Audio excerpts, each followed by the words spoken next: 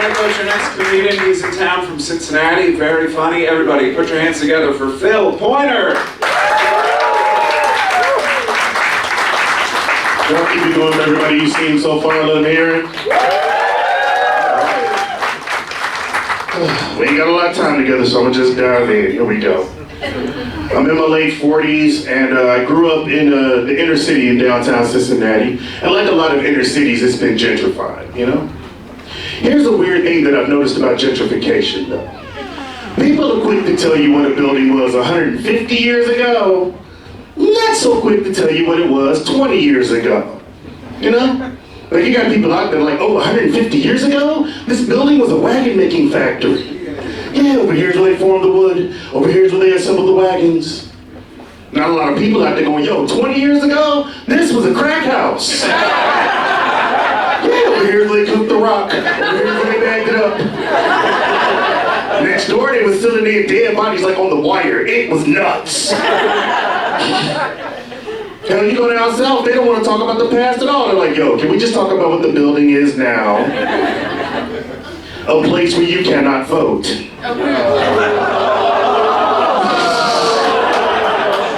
Okay, now my tested joke. I want to see we got a crowd over here. Y'all might have some fun tonight, maybe. Ah, jeez. I'm married, and I am married to a white woman, actually. I am. So, of course, she has me in a true crime. Y'all like funny out here. I'm sure all of y'all know a basic white chick that'll take a sip of her pumpkin latte and tell you exactly why she would fuck Ted Bundy. Some of y'all laughing because y'all had that conversation earlier today, didn't you?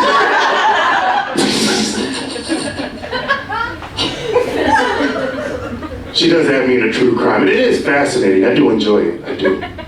But now it's giving me this new fear that when I come home by myself, somebody's gonna be waiting there to murder me. Yeah. So to help calm my fear, what I started doing is playing hip hop music through my phone.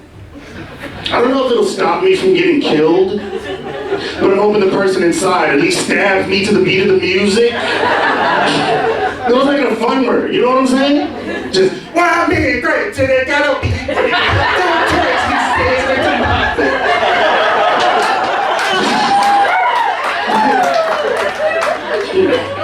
The report showed no signs of a struggle. It did however show damage DNA everywhere.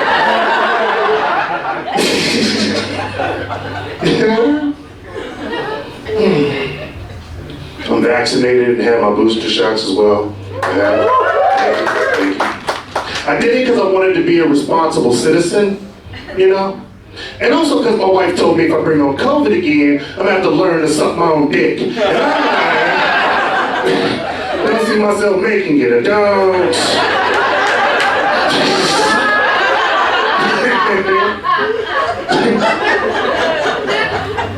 Whenever you test positive for COVID, you gotta tell everybody you've been around so they can get tested too, you know?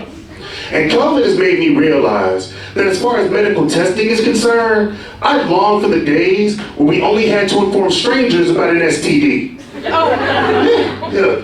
All I'm saying is I feel more comfortable calling a stranger and going, yo, I know we had fun a couple of nights ago, but you're probably gonna have to get a penicillin shot. Then I would feel to call a friend and go, yo, I know we had fun a couple of nights ago, but you're probably gonna have to bury your Aunt Ruth.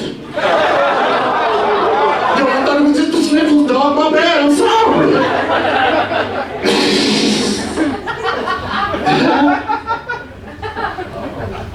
Have I earned enough with y'all to do a really weird joke?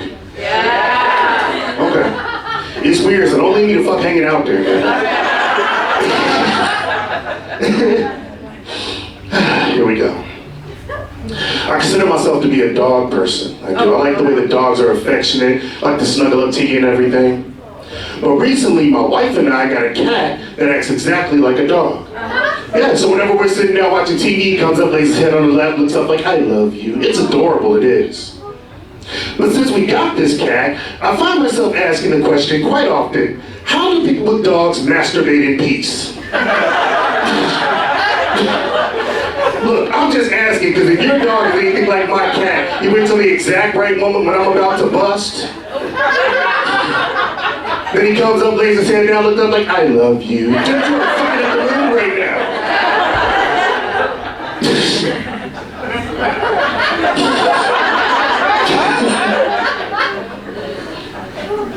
Also, this cat has me nervous. I'm worried, I'm concerned, I am.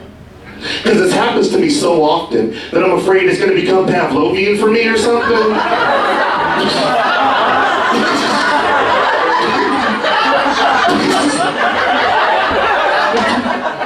Like I'm going to look down one day and be like, yo, do I want to fuck this cat? Look, every time the cat meows, I get a half a chub. I'm nervous, I'm concerned, I'm worried.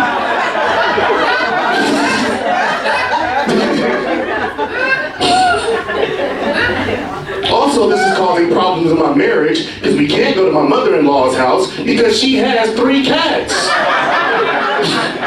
So now I'm stuck in this awkward situation of do I tell my wife this weird lie that I'm hard because I want to fuck her mom?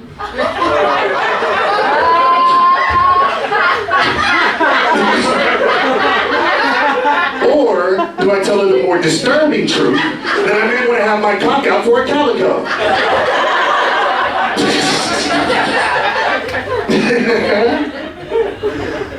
Appreciate y'all for not leaving me hanging on that one.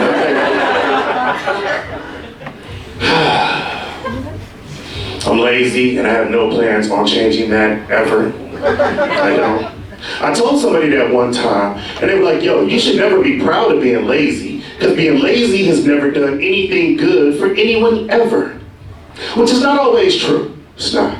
Because I found out recently that my laziness is actually saving my life. Yeah. Here's the thing. I was diagnosed with depression, and one of the questions the doctor asked during my evaluation was, if you were going to kill yourself, how would you do it? I had never thought about it before, ever. But in that moment, the first thought that popped into my head was, well, it would have to be convenient. Like convenient? That's what the fuck's going on up here? Like in that moment when I'm ready to cash it all in, only thing saving my life is the thought of, damn, that knife is all the way over there.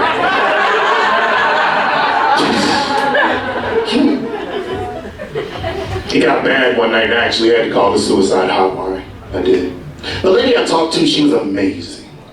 One weird thing about the phone call to me though was, every time I would say something to this woman, there was about a 5-second delay before she'd respond. Now the only place I've ever known of a 5-second delay is in live broadcast where they have to edit things out real fast. Yeah. So it got me to thinking, what in the hell kind of horrible human being that they have working at the suicide hotline that made them institute a 5-second delay? You know? Kind of made me think they had somebody that was just responding to people with the most horribly inappropriate shit.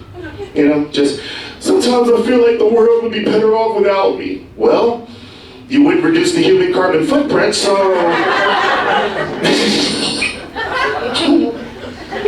Sometimes I feel like garbage. Well, you're in luck. Trash day's tomorrow.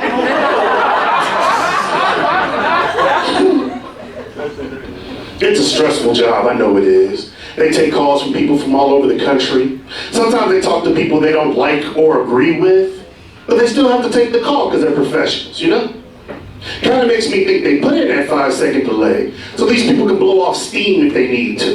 You know what I'm saying? Just choo-choo. Yo, I get sick and tired of these bitch-ass motherfuckers calling. They get on my fucking nerves. I wish they would grow up and get over it, goddammit. Shit! Choo-choo.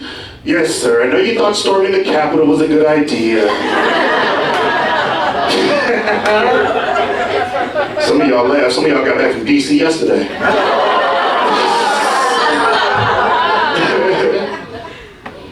I want to tell y'all one joke. I love closing with this joke, but it's a rough fucking joke, so I need y'all permission and consent to get with this. Y'all gonna be with me? White people, are y'all gonna be with me, yes or no? Okay. Because it's gonna take all your white guilt to get through this one, so. One of the things stopping me from killing myself is the thought of spending eternity trying to explain to a disappointed spirit of my ancestors that seasonal affective disorder is just as good of a reason as trying to escape a slave ship.